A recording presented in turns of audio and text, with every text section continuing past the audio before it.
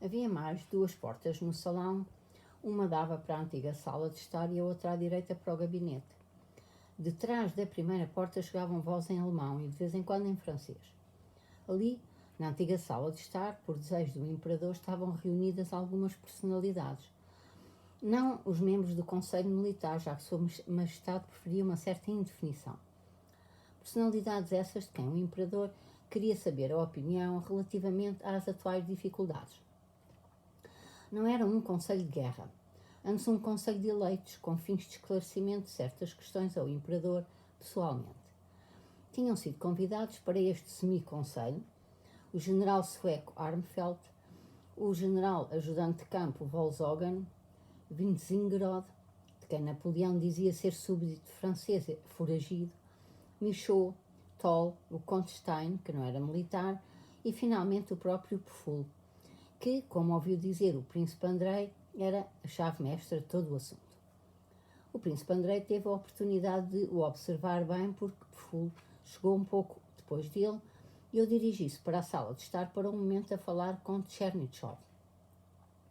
À primeira vista, Pfull, com a sua farda russa, que por mal feita não lhe assentava bem, fazendo-o parecer um mascarado, pareceu ao príncipe Andrei alguém familiar, embora nunca o tivesse visto antes.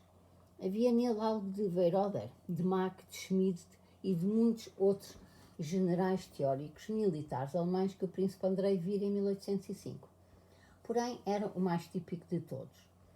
O príncipe Andrei nunca tinha visto teórico alemão como este, congregando em si tudo o que caracterizava tais alemães. Pfull era de pequena estatura, muito seco, mas de ossatura larga, de complexão rude e robusta, com os quadris largos, as omoplatas ossudas. Tinha uma cara rugosa com os olhos profundamente cavados. Alisara o cabelo com a escova, pelos vistos à pressa, à frente e nas têmporas, mas mais atrás riçava-se ingenuamente em forma de borlas. Entrou a olhar à volta com inquietação e um ar zangado, como se estivesse com medo de tudo na sala grande em que entrava. Mantendo desajeitadamente a espada, dirigiu-se a Tchernychov em alemão, perguntando onde estava Sua Majestade. O que ele queria, via-se, era atravessar as salas o mais depressa possível, despachar as vénias e os cumprimentos e sentar-se a trabalhar diante do mapa onde, aí sim, se sentia em casa. Acenava apressadamente com a cabeça às palavras de Tchernychov, que lhe dizia que Sua Majestade tinha ido examinar as fortificações, as tais que tinham sido construídas segundo a teoria dele, Pfull. Na sua voz de baixo aos repelões, como falam os alemães convencidos, resmungou para si mesmo qualquer coisa como imbecil, vai tudo por água abaixo, vai ser lindo. O príncipe Andrei não ouviu bem e queria passar-lhe ao lado, mas Tchernychov apresentou o príncipe Andrei a Pfull, acrescentando que o príncipe Andrei chegara da Turquia, onde a guerra tivera um final tão feliz. Pfull mal olhou, nem tanto para ele como através dele, e proferiu, rindo-se, pois claro, foi uma guerra com a tática correta. E rindo de novo com desprezo, passou adiante para a sala de onde vinham as vozes. Pfull, já de si propenso a irritar-se ironicamente, estava especialmente desagradado por terem ido examinar e julgar o seu acampamento sem ele.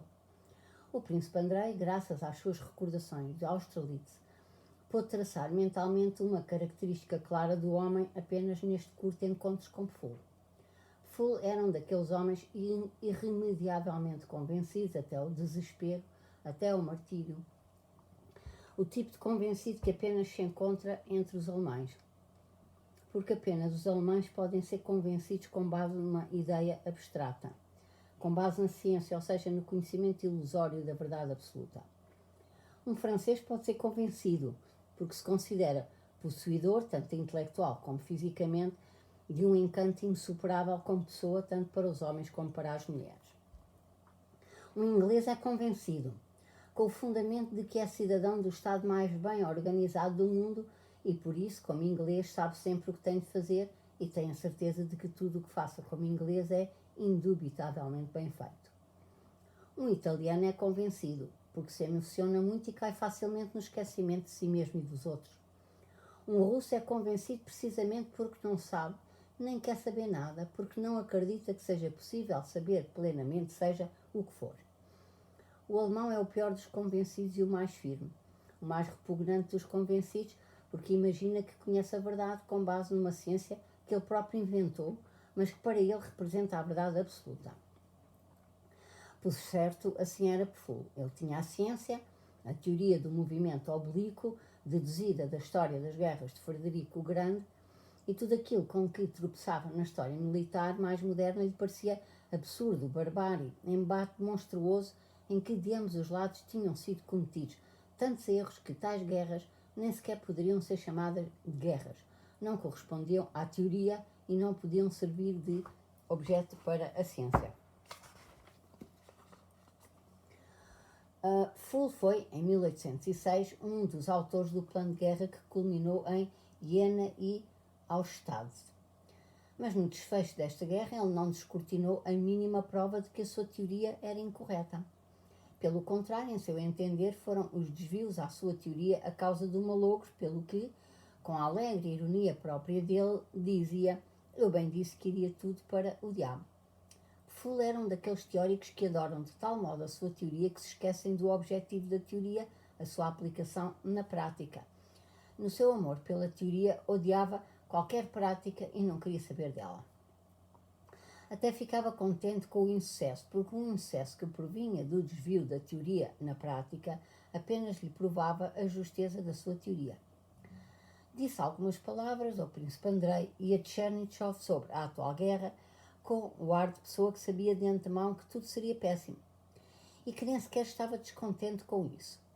As borlas da parte do seu cabelo não penteado na nuca e o cabelo das têmporas alisado à pressa confirmavam-no com eloquência.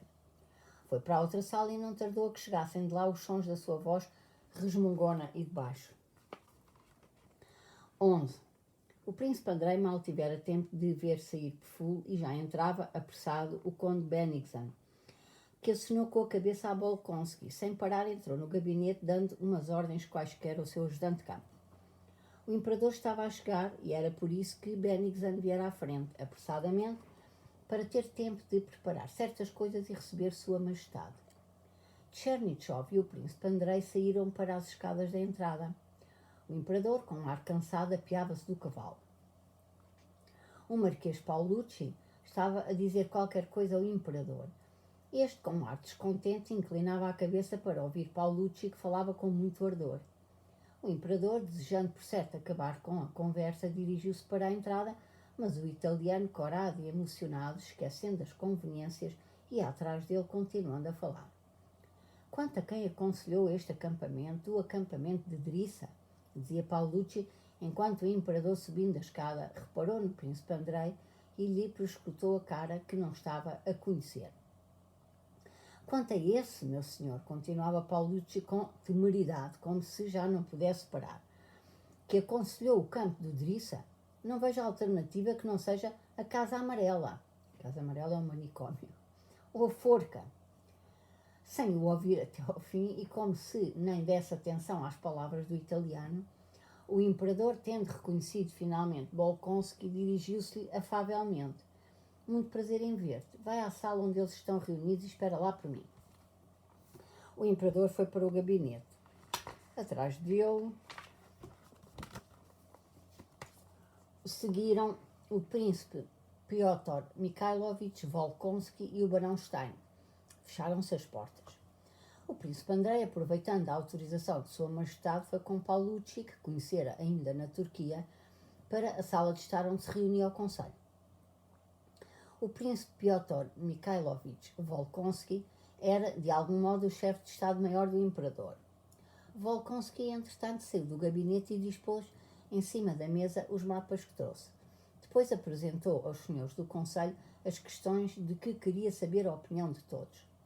Acontecera que nessa noite chegara a notícia, que mais tarde viria a saber-se que era falsa, de movimentações dos franceses envolvendo o acampamento do Drissa. O primeiro a falar foi o general Armfeld, que inesperadamente e sem qualquer justificação, a não ser o desejo de mostrar que também tinha opinião, sugeriu uma posição nova para ultrapassar a situação complicada que surgira, posição essa que, no seu entender, deveria ser afastada dos caminhos de Petersburgo e Moscovo, e na qual teriam de se concentrar as forças e esperar pelo inimigo. Era evidente que Armfeldt concebera este plano havia muito e o apresentava agora, não tanto para responder às questões de Volkonsky, a que o seu plano de facto não respondia, mas para aproveitar a ocasião de o expor. Tratava-se de uma das hipóteses, entre milhões, que se podiam fazer, cada uma tão fundamentada como as outras, sem qualquer ideia subjacente do caráter que a guerra tomaria.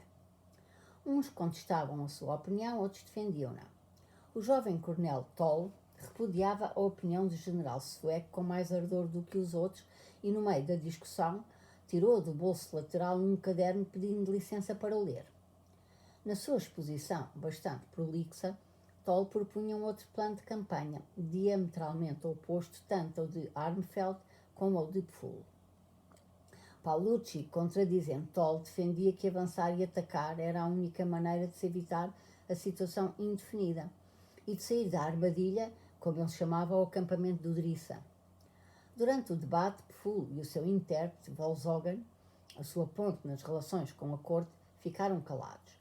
Pfuel apenas fungava com desprezo e virava a cara aos oradores como que a mostrar que nunca se humilharia a contestar o absurdo do que estava a ouvir. Porém, quando o príncipe Volkonsky, que dirigia a discussão, o convidou a expor a sua opinião, Pfuel limitou-se a dizer: para que me perguntam? O general Armfeldt propôs uma excelente posição com a retaguarda aberta. Ou o ataque deste senhor italiano, muito bem, também está bem. Ou a retirada, para que me perguntam, disse ele. Os senhores sabem tudo melhor do que eu. Mas quando Volkonsky, carregando o sobrolho, disse que lhe pedia a sua opinião em nome do imperador, Pfuel levantou-se e, de súbito, inspirado, começou a falar. Estragaram tudo, confundiram tudo, quiseram saber tudo melhor do que eu e agora vêm pedir-me o conselho como corrigir isto. Não é preciso corrigir nada. O que é preciso é cumprir tudo de acordo com os princípios apresentados por mim, dizia ele, batendo com os dedos ossudos na mesa. Que complicações são essas? Disparate, brinquedos de criança.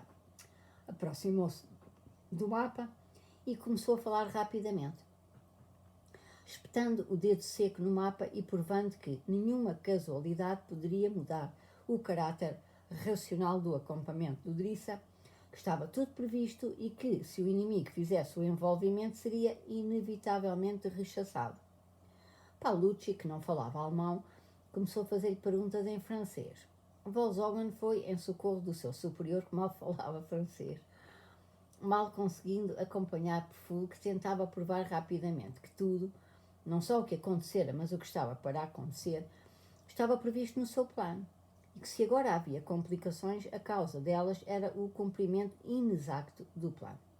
Não parava de dar as suas risadinhas irónicas, argumentava, e por fim com desprezo. Deixou de argumentar, como um matemático, uma vez provada a solução correta de um problema, se recusa a comprová-la com outros métodos. Volkswagen substituiu, continuando a expor em francês as ideias de Pfuel, dizendo-lhe de vez em quando: não é verdade, excelência? E Pfuel, como um homem que no ardor da batalha agride os seus próprios homens, gritava zangado também a Volkswagen: para que é preciso explicar mais? Paulucci e Michaud em duo atacavam Volkswagen em francês. Armfeldt falava em alemão. Isto é a Torre de Babel. Toll explicava em russo ao príncipe Volkonsky. O príncipe Andrei ouvia e observava em silêncio. De todos os presentes, a simpatia do príncipe Andrei ia para o encarniçado, decidido e estupidamente convencido por Pfuel. Era o único que mostrava não querer nada para si. Era quem não alimentava hostilidade por ninguém e que só queria uma coisa: pôr em prática o plano concebido de acordo com a sua teoria, fruto de muitos anos de trabalho. Pfuel era ridículo, a sua ironia era desagradável, mas graças à sua abnegação sem limites à ideia, impunha um respeito involuntário. Além disso, em todos os discursos, menos no de Pfuel, havia um traço comum que não se manifestara no Conselho de 1805. O medo pânico, embora disfarçado, do gênio de Napoleão, um medo que se revelava em cada réplica.